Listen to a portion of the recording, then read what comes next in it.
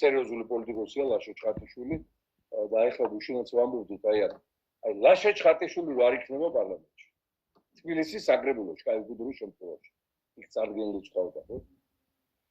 და იქნება ვიქტორ ჯაფარიც, ენუქიც, ობოლაშვილი, წილოსანის ქალი, პაპუაშვილი, კობახიძეები და ესენი ვინც არიან. აბა რა კარგი დაადგება იქ ქვეყანა. ლაშა არის დაბადებული არ ვამბობ იმას რომ შეიძლება სხვა დროს სხვა პარტიაშიც იყოს და არაფერი მნიშვნელობა არ აქვს. ჩვენთვის ამას ასეთი ადამიანი უნდა იყოს პარლამენტში ხელისუფლებაში.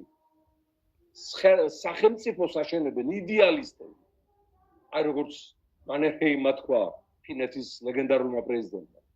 იდეალისტები, ჩარჩებისა და ვაჭრების აშენებული სახელმწიფო არავის უნდა ხავს. იმ იდეალისტს შეიძლება ახლა 100%-იანი იდეალების განხორციელების საშუალება ვერ მიეცეს და ვერც განახორციელოს, მაგრამ იმ იდეალებიდან 5 ერთეულს რო ვახორციელდეს, ეგაც უკვე უზარმაზარი წინსვლას ეგდები. აი ესეთი იდეალისტი მებრძოლია ლაშა ჩხარტიშვილი.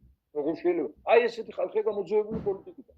პოლიტიკა დარჩა უგონოდ, უთავოდ და უტვინოდ კრიმინალებისა და ბანდიტების ხელში.